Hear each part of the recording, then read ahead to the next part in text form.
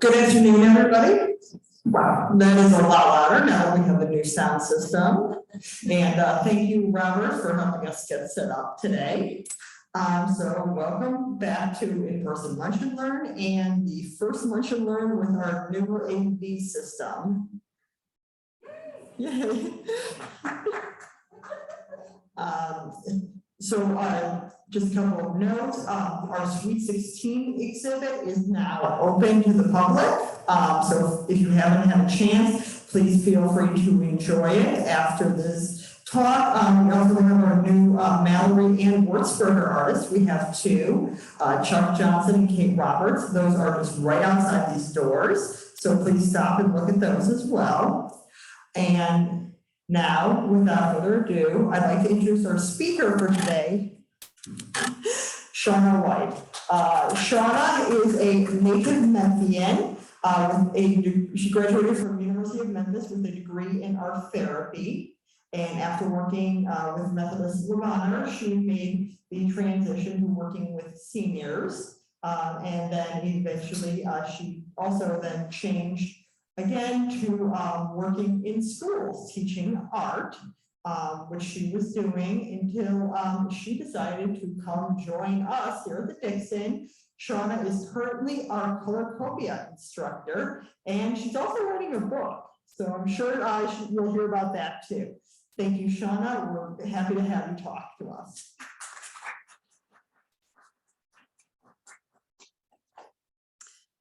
Before I get started, I just want to say thank you to the Dixon for allowing me this opportunity to come and munch and learn with y'all. So because today is Munch and Learn, I wanted to start off, can y'all hear me okay? Talking about what does it mean to learn something. So your first challenge today was to tell me, what does it mean to learn something? I'm just going to kind of read out a couple of these answers. It means to gain new insight or information. It means to come to know. There are many ways to do this and many levels of learning. It keeps the mind active and it prevents squeaky brain wheels. It means to tickle the brain. The reason I get up in the morning. To accept and assimilate information and knowledge, to enrich your life, to seek information, to constantly be open and not afraid to ask questions, learning, acquiring new knowledge or experiences that lead to new understandings. That sounds like a teacher. To make it become a part of who you are. So during the virtual year, I asked the kids this, what does it mean to learn something? I felt like during the virtual year, it was a year to try things differently. And so I wanted to know, what do the kids think? What does it mean to learn something? And here is an answer. I don't know, which is a pretty typical kid answer. I don't know. I don't think anyone knows what it means. There are many ways to learn things and people have different needs. Now, the second part of that question, I agree with. There are many ways to learn things and people have different needs. But this first part, I don't know, and I don't think anyone knows what it means to learn. That part's not true. This is the Bloom's taxonomy chart. If you're in education, you'll recognize this. And in 1956, Benjamin Bloom set out with a group of educators and psychologists to figure out, what does learning mean? And they broke it up into these 6 different categories. So when I looked in general at all of the students' answers, they kind of fell into these 4 categories. It's a life skill. It's something that's done in school. It means to remember something or to understand information. And I'll tell you right now, if it means to remember something, I'm not doing very well because I don't remember so well anymore. So these are some examples of student statements that illustrate the different life skills versus something done in school. Learning means to find new things to help you get better in life. Or it means being able to understand what the teacher shows you. That's a pretty sad answer for me. The student just kind of thinks that information is downloaded into their brain. Remembering versus understanding. Remembering to find out something new and remember, Or to really learn something means that you explain it. You can explain it with simple words to someone who has no knowledge at all on the subject and make them understand what it is all about. Now, I'll say this is probably the answer that I thought of when I thought about learning and understanding until I started really doing a deep dive last year. These are my favorite student answers. You may have a favorite too. So just kind of show me by fingers which one is your favorite. 1, 2, 3, or 4.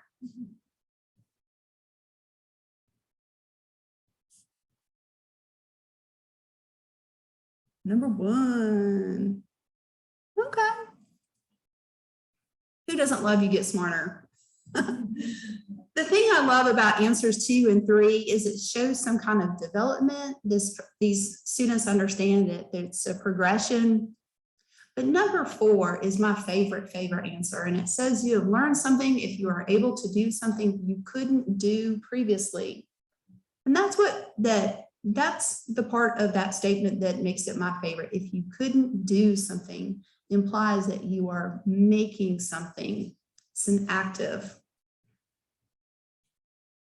So if we compare the student answers to that Bloom's taxonomy chart, you can see that their understanding of learning down there near the bottom of the chart, understanding and remembering. But what we need to do is get students near the top of this chart. We need to get them creating and evaluating and analyzing. And that's what I'm going to be talking with you today about. I'm going to be showing you 4 different projects that I did with students, and I'm going to be illustrating how each of those projects connected to the top of the pyramid. It's kind of interesting when we teach kids how to remember things, we teach them tools like mnemonics, but we don't teach students, we don't teach them tools for learning. But when we talk about learning with students, that's when they learn to learn. So 2 main thoughts about today's presentation: a life hack, using the habits that artists have to maximize learning. These habits are called the studio habits of mind. And the second one is that these opportunities can be created in the virtual classroom. We have a couple of questions we're going to answer. Here they are. What should students learn? Is it possible to be effective even when teaching remotely? And how does teaching remotely affect teaching practice, curriculum, and content? What do students want to learn? What is an authentic arts education? What are some of the projects we did last year? When I share the projects, I'll also be talking about the artists of inspiration and the assignment details. And then there's another challenge number 2. Where do we go next? So we start off today's talk by talking about what should students learn. These are the elements of art and the principles of design. These are the same things that I learned when I was in high school. Color wheels, value scales, 1 and 2 point perspective. And they're still the things that we teach in school.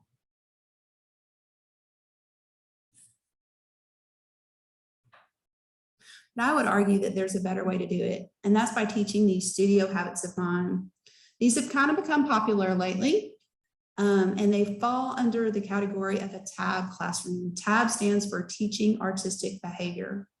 And you can see that these are a little bit different. Instead of teaching the color wheel or how to draw a self-portrait, we're teaching how do you observe something? What does it mean to reflect on your work? What does it mean to express yourself? Can you develop your skills? Can you envision a new way or a new idea? Can you engage and persist?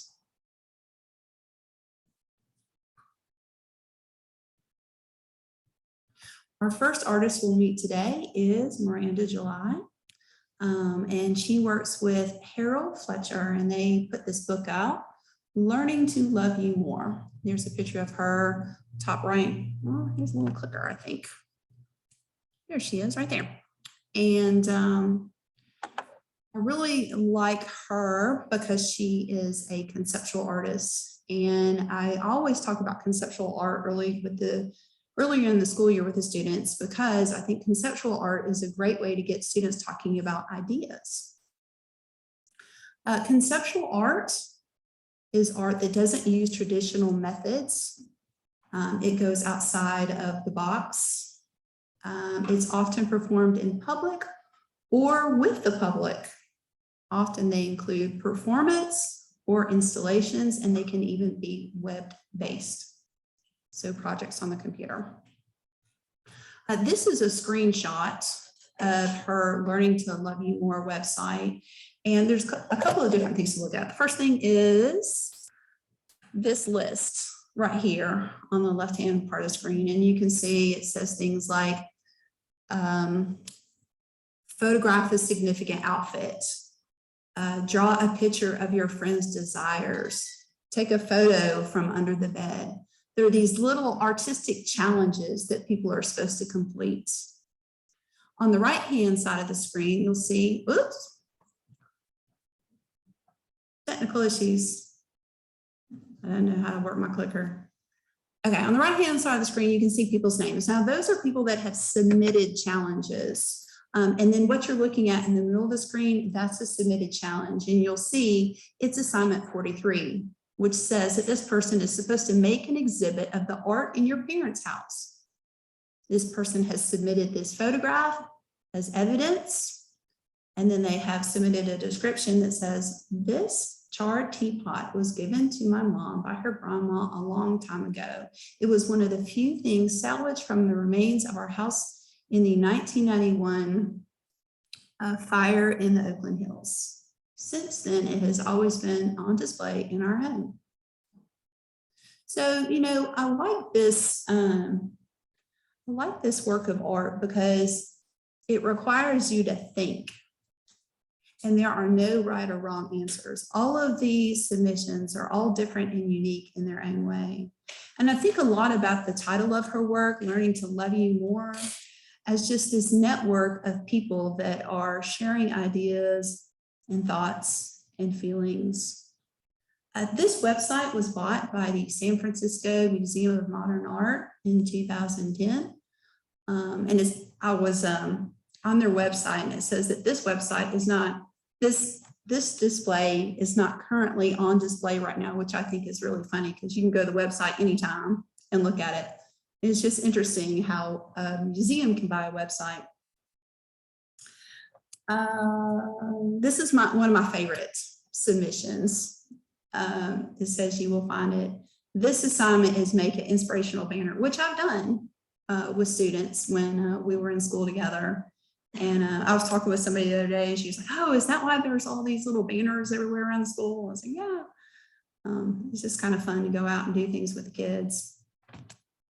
So we talked about Miranda July and her conceptual art, and I led a value defining exercise with the students. What's important to you?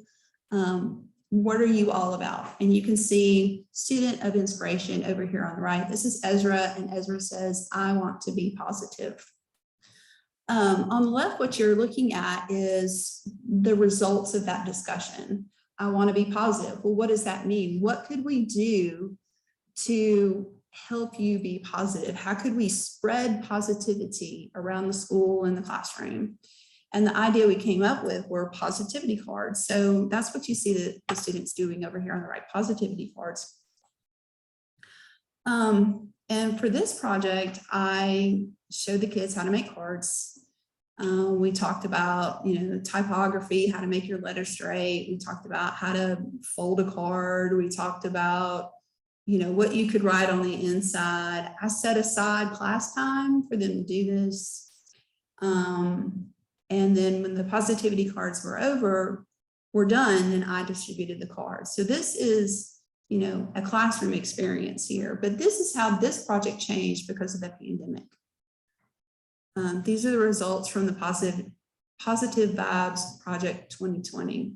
So, they're outside of the classroom. This card is in a park on a bench. This card is on a gas station. This card is tucked into the candy aisle at Walgreens. This card is in a mailbox. So the instructional focus here is how to figure it out on your own. because we weren't in class together, I couldn't give them supplies. You got to figure out what you're going to use. We talked through as a team how to find your supplies. We talked through as a team time management strategies. And this was a big one for the kids. When they're in the classroom, you set aside time for them to do that. But when they're on their own, they really had trouble. When am I going to do this? And so I would have them do self-evaluations before the project. How long do you think it's going to take to do this? You know, what time of day are you going to do this? You know, I had a way that I would ask kids to plan it out before they actually sat down to do it. They had to take photographs of their workspace so I could see that everything was set up. We talked through as a team where to find some cool instructional videos. And then we also talked through as a team how they felt after doing this. Did they feel like they were more positive? So how this project changed because of virtual learning. Before, it was a classroom experience, and the teacher solves all of your thinking problems for you.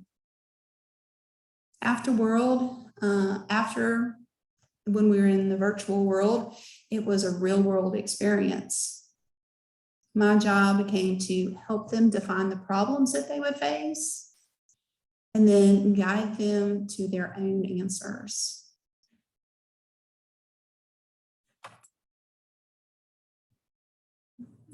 So this is a book I read last year, Grasp by Sanjay Sharma. If we talk about what students should learn, he says, students learn best when they feel that they are learning something that is of value to them. I think it's important to give students the opportunity to make a difference in their world around them. And then reading this book also showed me that I could and should be talking to students about their ideas. Additionally, students should have the vocabulary for describing how to develop a process and how to evaluate the final product. So our next question is, what do students want to learn? These are answers to describe your dream school. This student says, a 3-story school, all the classes are on the first floor, the bedrooms are on the second floor, and there's an attic that all the students can paint or put colorful furniture in. The bathrooms are shiny, there are clean toilets, and there's a huge mirror of lights. I'm not sure what kind of school this young lady's going to. And I don't know what's going on in the bathrooms, but you know, she's got her priorities. This next statement, my dream school will be one that focuses more on mental health and does not have tests as the majority of the grades. And that's one I got a lot, no more tests. But this, a school that focuses more on mental health, I got that a lot too. The kids really are asking for some more help solving things that are going on in this world. These are some more of my favorite answers. Base lessons off of things that students really care about. A fun place where we work. Let the students decide how they want to learn and see what makes them comfortable to be able to learn. My dream school is a school of joy. I think the one I really like here is to base lessons off of things that students really care about. That goes back to that idea earlier, like students learn best when they think it's of value to them. I think one of the things I really thought about last year as I was designing lessons is authenticity. It's kind of a word that's bouncing around right now. And I was surprised when I was reading this book that they had a specific definition for authentic arts education. A traditional arts education is one that focuses on technical skills and artistic vocabulary, like those art elements and the principles. But an authentic art education focuses on conceptual skills, critical thinking, the experience and culture of the student, and meaningful real-world assignments. Additionally, an authentic art education shifts the focus from art making to learning. Because I couldn't use the traditional supplies or classroom last year, it really kind of forced me into working conceptually with the students. So what do students want to learn? If students could design their own curriculum, what would they want to learn? The assignment was called the Cordova Project, and students had to identify something that they thought should be implemented at a school and create a detailed plan of action. The studio habit in mind here is envision. What do you want to see at your school? What's the best part of coming to school? The Bloom's taxonomy here is to analyze, evaluate, and create. Our next artist of inspiration is Nick Cave. He is a performance artist, and the work we studied was his performance, The Let Go. It was a participatory art experience and installation performed in New York in 2018. So if you're not familiar with Nick Cave, he does this little image on the left is called a sound suit. And you can see that it's got buttons and embellishments. You know, there may even be bells on there, all of these found materials. And when he wears these suits and he dances around, it makes all of these little noises. And it's kind of fun because it's like sculpture in action. But the Let Go performance included a lot of these sound suits, and they were moving through this dance hall. And people were allowed to come in and dance with these moving sculptures. There was also this mylar curtain that kind of moved through the crowd and interacted with them. He had choirs come in and sing. And the reason why he did this performance is because he wanted people to have this community for a moment on the dance floor. And I picked out this work because we were in quarantine and because we couldn't be together. The students really understood there was a time and place to think about how people get together and what happens when people get together.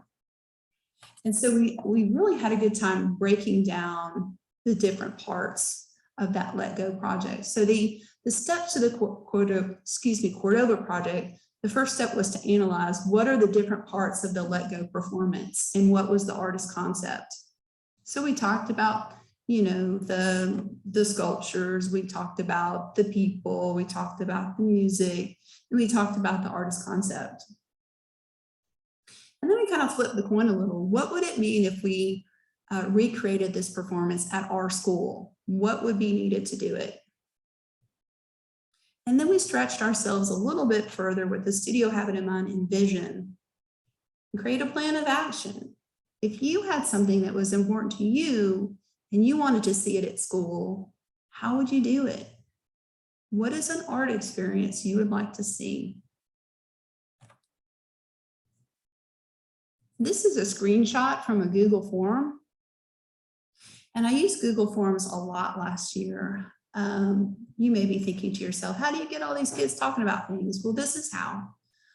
So before I would start a lesson, the students would have already done a Google form and they would have filled out their answers. And so in class, all I have to do is pull up that form and I have all of their student remarks. When I already have a lot of student remarks, students are more likely to comment on other students' remarks. But if I just say, who's got a question? Who's got a remark about that? Wouldn't really get a lot of answers. The two results you're looking at specifically, first one is where would we do this? Where would we do this performance? And you can see there's a lot of different choices and there are no right answers. What they do have to do though, is they have to justify their answer. So some examples are, this event should be held in the gym because social distancing might be in effect. And I have to reflect back to the students. This is what critical thinking means. You make a decision and then you have to justify your answer. This event should be around Halloween so people can wear their costumes. This event should be at the end of the day. It would allow for more participation. And having the event at the end of the day would let people know when the event was over. So this is just one small snapshot of one of the many decisions that we have to make in recreating this at our school. So I have next for you a student example of the project that they would like to see at school. It is called The Hands of Us. Hands of Us is a large-scale collaborative art project meant to bring the students of Cordova together. This event was planned by a particularly good-looking Cordova student for the other Cordova students. I do want to say here that I just copied and pasted his PowerPoint right in my PowerPoint, and I did not edit it. The mistakes are his. I'll let him have his mistakes. But this is what was turned in. This is what they were graded on. They were graded on this PowerPoint that that showed their thinking process and all of the different things that they did. This is his artist of inspiration, which was himself. The whole purpose of this project is to create a sense of community. The main message is that even with everything going on in the world, we all are here. We are the Hands of Us. Making this at school will help everyone feel connected when it can feel quite the opposite. So this is his reason for doing it. Where and when this project can be done, whenever, but it will have to take course over a week or so. Due to the messiness of the project, it will take place in the entrance to the school because that's where it can be seen. And again, I think he's doing a really good job of thinking through, you know, all of his decisions. He goes on here to describe the type of paint that should be used, even how much it will cost, which I thought was a really good detail.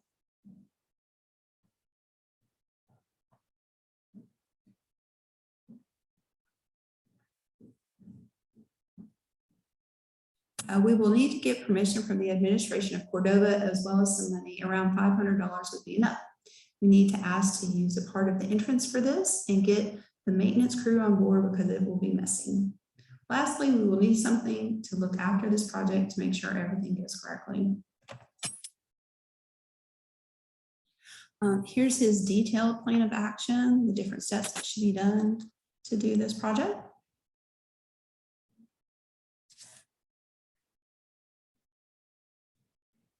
Cleanup may be simple, but it might take a while. He goes on to describe exactly how cleanup should happen. Spotless. Yes, he's very, very clever. That's all, folks.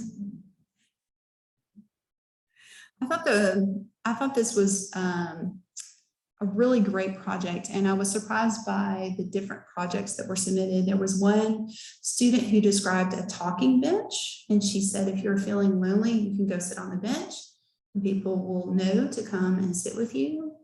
I think that would work in a cafeteria. You could have one table that would be a talking table and random people could sit there.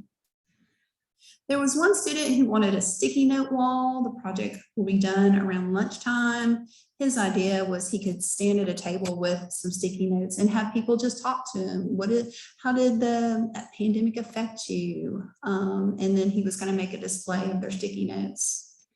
A couple of students wanted an art field day, a fun day of art projects outside. And this one was really cool. It was called Positive Peers. It was a mental health day. Groups of students would work together to have fun and get mental health information. What I thought was neat about these projects is each one of them went through those different steps. What will cleanup look like? Who do you need to get permission from? What supplies will you need? And why will you do this? Our next artist of inspiration is conceptual artist Joanne Petit-Ferrer.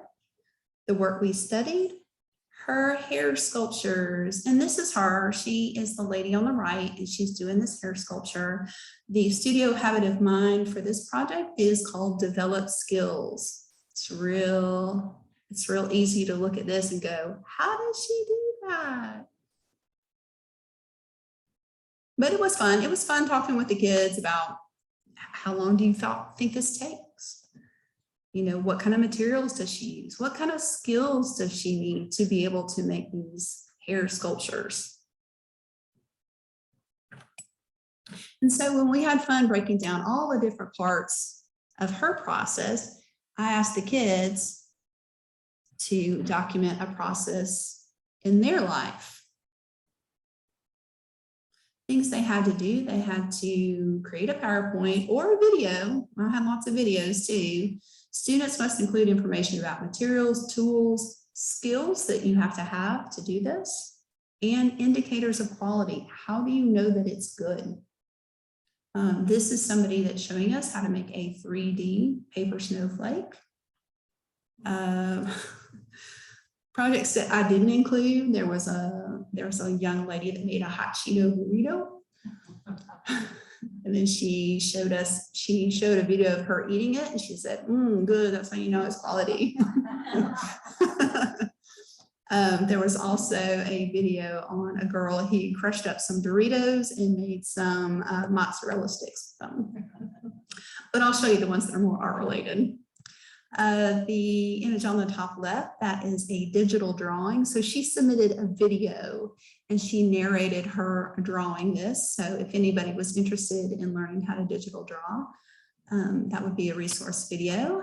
The gloves in the middle, that's a young man showing us how to make customized football gloves. That was a PowerPoint. The jeans on the bottom, those two joint jeans, that was a video. I got to see somebody sewing on a sewing machine. The images in the image in the middle of the shoes, that's somebody showing us how to customize shoes. And that was a PowerPoint. And then the image on the bottom left, that was a video. She was showing us how to make candles. And these were so much fun. So what I did was, when they turned in their work, I created a place where we could share each other's work, and kids had to present these in class. And that was a lot of fun because you had a lot of questions about how did you do that? Or, tell me more about that. And it was also kind of fun too, because I got to meet a lot of families, like the young lady that made the candle. Like I got to meet her mom because she was, doing some hot stuff over the stove. So it was kind of fun. Oh, and I do want to say here, what I graded on for this project was their documentation of their process.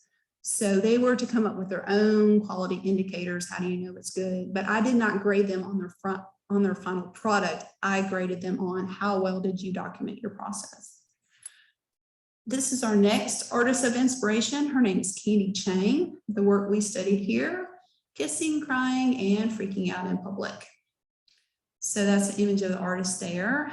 She's doing some spray painting, and her artwork is there on the bottom right. It's a sign in Hong Kong. It says, "This is a good place to freak out." And then what we can't read are some resources for mental health that's on the sign. So she's one of my favorite artists. I consider her like a public performance artist. But she kind of falls under that conceptual artist as well. And we used her as inspiration. So, where Candy Chang wants us to be aware of different things, she goes out into the public and she wants people to be aware of things. We use that as inspiration. So the challenge here was to create an awareness campaign. So students had to identify something that was important to them and then create an awareness campaign and get their message out there. The official challenge was at least 10 people outside of school and your family must see it. So what we're looking at there on the right is a YouTube video, Don't Drink and Drive.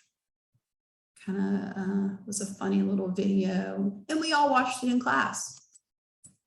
Here are some more submissions. So top left, Black Lives Matter, that is a TikTok video. And let me tell you, I learned so much last year because these kids are submitting all of these different things, and I've got to figure out how to make them accessible to everyone. So this was a TikTok video. He did a drawing. He recorded himself narrating his thoughts and feelings and how the little drawing came together, and posted it on TikTok. This yard sign, "It's okay to get help," he put out, obviously in his front yard. The next one is a text message chain. The one on the right, capital punishment, was an Instagram story. You can see here, she's proving that a certain number of people saw her work because she circled the number of views that it got. Bottom right hand was a car. He made a sign to put on the car, put down your cell phone and drive. And I asked him, I said, well, did you drive the car or did your mom drive the car? And he said his mom drove the car. And I said, your mom loves you. I don't know if I'd let you put a sign on my car and drive around. This one in the bottom middle is a cell phone with a line drawn through it. He's also thinking about cell phones and how we need to put our cell phones down. And he was so amazed. He said it took him a while to draw this. And he said people in his neighborhood kept stopping and asking him what he was doing. So he got to explain it. So he felt like that the power of the work was in him explaining it and not necessarily the drawing. And then the young lady on the bottom left, that is a stop violence sign. And she took a photo of herself and her sign and did a text message like to her friends and stuff. So, you know, different platforms, which one is the most effective? How do you know it's the most effective? Which ones, you know, is there a difference between being effective, the number of people seeing your work and the number of people that will actually do the thing that you feel is important? All questions, all things we discussed in school. Again, this is not their final product. Their final product is a PowerPoint, and they had to go through and talk about how they planned it, the results of their work. They had to list the pros and cons of their specific platform. So these are the questions we asked today, and hopefully we answered them. What should students learn? What do students want to learn? What is an authentic arts education? What are some of the projects we did last year? And where do we go next? Challenge number 2 is coming up, y'all. My dream school. So these are images from that value defining exercise where kids had to say what's important to them or what they wanted.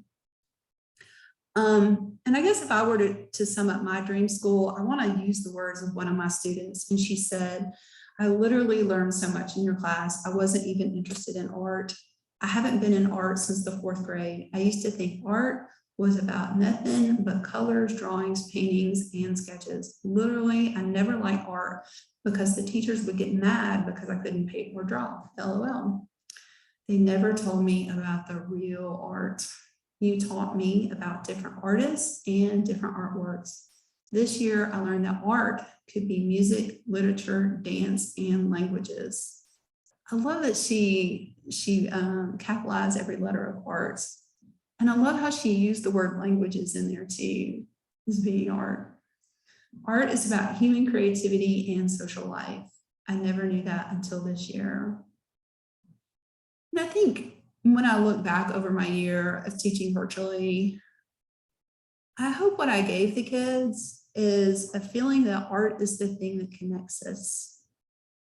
And I do want to give that to students. I want to see that being taught in school. I want them to know that they have a way of making that come true. If you thought any of the books I thought was interesting today, I did bring them. They're on the table back there. You're more than welcome to look through them. Before you go, there's a couple of extra ones too. And challenge number 2, where do we go next? I'm going to pass out some index cards. Laura, will you do that for me? And just tell me that when we played this in school, I called this the idea basket, and everyone kind of had to put their idea in the basket. But tell me an idea of a next step. Tell me a possible resource or contact. You know, suggest a possible source of funding. Please include your email so I know how to get in touch with you. And thank you so much for your attention today. I enjoyed being with y'all.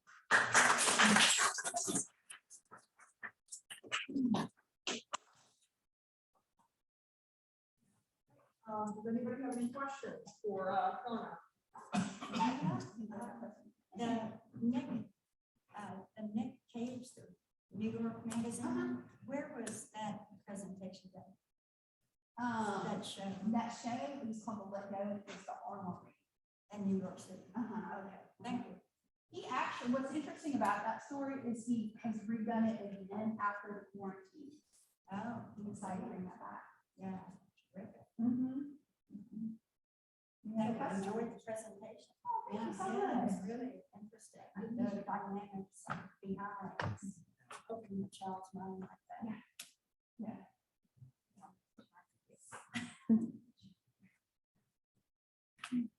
Do we have any other questions? All right, now you're on Oh. the steps. Karen? I have a question about the challenge. So are we writing down the next, what is the next step of what? What is the next? Where should I go from here? Because what I see is schools have just gone back to the way that they've always had. So how can we fix that?